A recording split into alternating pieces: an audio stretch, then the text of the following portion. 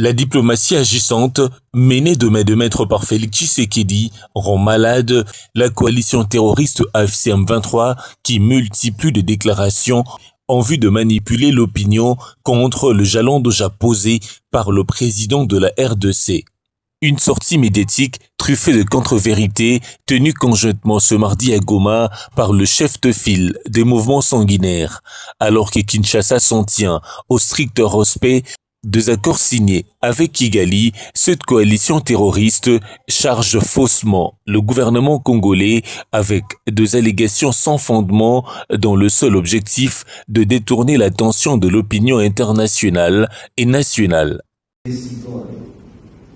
N'a aucun impact sur les terres. Et cela nous a inquiétés. Tout le long du processus, nous étions inquiets de ça. Et nous avons toujours demandé à ce que nous signons comme accord à droite soit matérialisé sur le terrain. Parce que si nous sommes partis à droite, c'est pour négocier la paix pour notre population. Ce n'est pas pour nous faire plaisir, ce n'est pas pour aller nous prélasser sur la plage du Qatar, ce n'est pas pour aller manger dans les hôtels de Doha. Nous, si nous partons à droite, c'est pour négocier la paix pour nos populations. Alors, nous avions constaté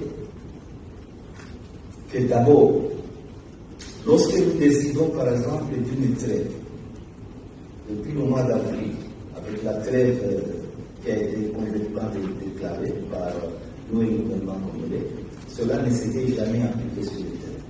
Deuxièmement, lorsque nous avons signé la déclaration des principes, où nous avons encore réaffirmé les essais, cela ne s'était jamais appliqué sur le terrain. Troisièmement, nous avons signé récemment l'accord 4, qui ne s'est jamais appliqué sur le terrain. Nous avons signé ensemble encore ce qu'on a appelé le protocole sur le mécanisme de vérification de ces services. Mais cela ne s'est jamais appliqué sur le terrain. Et nous étions toujours prêts. Au-delà de ça, nous avons dit ici que nous avions écrit, dénoncé les violations du cessez-le-feu par le gouvernement de Kinshasa et que, au-delà des violations, au fait que le gouvernement de Kinshasa n'a jamais cessé ces actes. Je vous avais dit que nous n'avons jamais reçu une seule correspondance de la part de la médiation qui nous répond à nos correspondances. Nous vous avons dit que lorsque nous avons négocié les cessez-le-feu, et le coordonnateur l'a dit ici, nous avions insisté sur la création d'une zone tampon qui devait être constitué par 5 km, d'où nos forces devaient se désengager, et 5 km du côté de la force de la coalition négative, d'où elle devait également se désengager, de manière à créer une zone tampon de 10 km qui rendrait impossible la reprise des hostilités.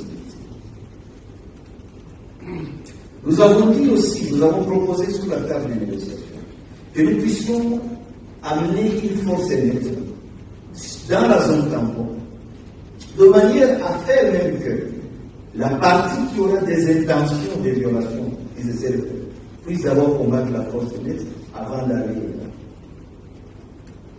Tout ce que nous avons fait comme proposition à Kinshasa a refusé, prétextant que c'était la meilleure manière de balkaniser le pays. Et nous, on a compris, et nous avons dit au Qatar que c'est une manière de poursuivre le combat des hostilités des offenses. Et nous avons dit que même dans ces attaques, le gouvernement congolais n'attaquait même plus sur la ligne de front. Ils attaquaient à l'intérieur des lignes de front. Et même, ils allaient même jusqu'à tuer les civils. Ils ne ciblaient plus les militaires. La preuve, Rwanda, c'est pas un site militaire. Lorsqu'ils ont bombardé Rwanda par des fois, ils ont tué des civils. C'est pas sur la ligne de front. Avec des drones. Les drones qui tuent aujourd'hui dans les massifs. Hier encore, ils ont tué dans les massifs. Mais c'est les civils, c'est pas les militaires. C'est pas sur la ligne de front. Ils ont tiré ici, du côté je vais dire, de Kiolino. Ils avaient tué encore des civils. Et partout où ils tirent avec leurs bombes, c'est les civils. Du côté de Minengo, c'est la même chose. Ils ont tiré sur des zones habitées. Ils ont tiré sur un avion humanitaire. Donc, c'est des actes de grande criminalité qui ne permettent pas au gouvernement de Kinshasa de gagner l'espace terrestre, mais ça lui permet seulement de tuer.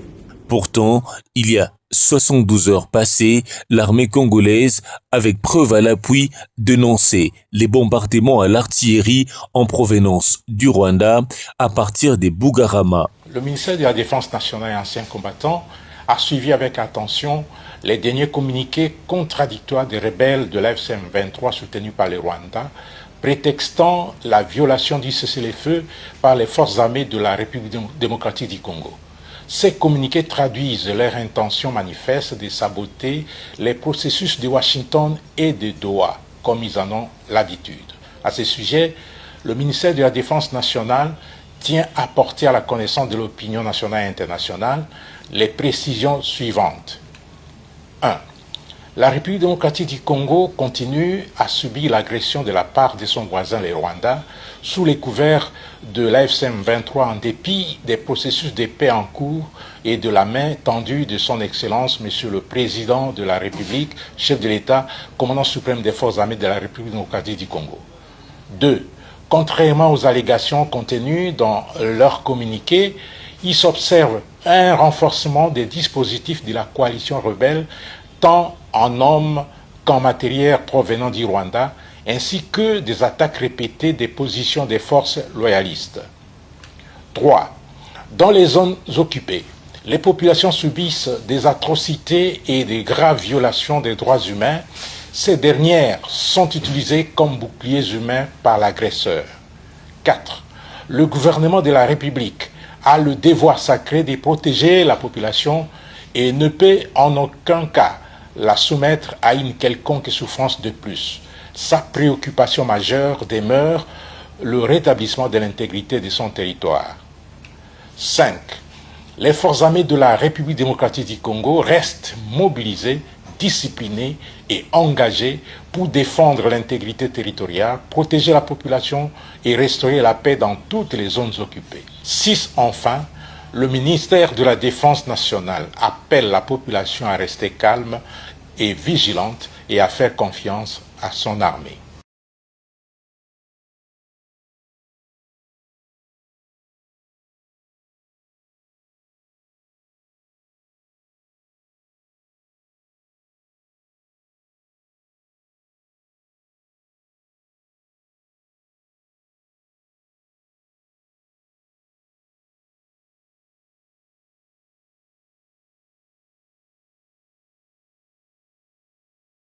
Cette énième attaque de la coalition terroriste appuyée par le Rwanda au lendemain de la signature de l'accord historique de paix entre les deux nations, c'est-à-dire la RDC et les Rwandais, fait planer les doutes sur l'aspect contraignant à l'égard de Kigali. Sur les terrains, le combat s'intensifie entre rebelles et forces loyalistes. Malgré la persistance de tensions, Félix Tshisekedi Tshilombo estime que les accords signés avec le Rwanda constituent un levier stratégique au service d'une paix juste, car ne consacrant aucune forme de partage de souveraineté de son pays. Que la sécurité et la souveraineté de la République démocratique du Congo soient pleinement garanties.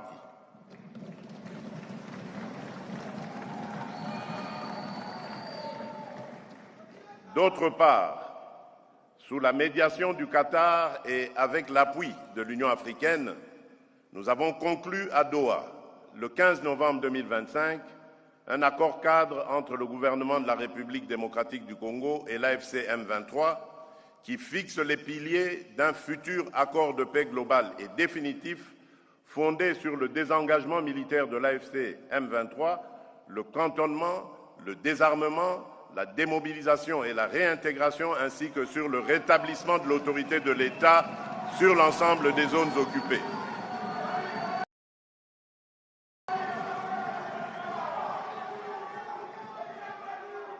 Permettez-moi d'être parfaitement clair. Ces accords ne consacrent aucune forme de partage de notre souveraineté.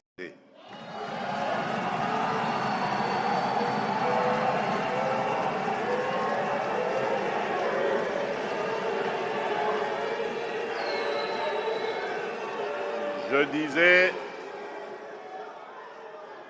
permettez-moi d'être parfaitement clair, ces accords ne consacrent aucune forme de partage de notre souveraineté.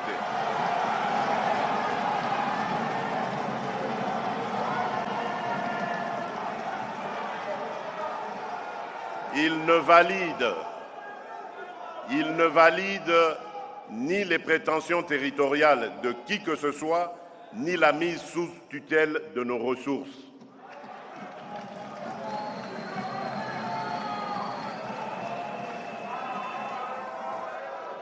Il ne saurait non plus être interprété comme une amnistie déguisée des crimes perpétrés contre notre peuple.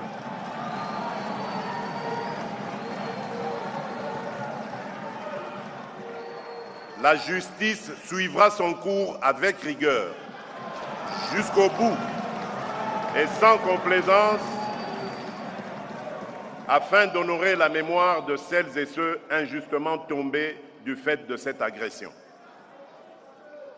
Nous assumons ces accords comme des leviers stratégiques au service d'une paix juste et vérifiable, non comme une concession, mais comme l'expression d'une volonté ferme de conjuguer l'efficacité de notre défense à la puissance de notre action diplomatique.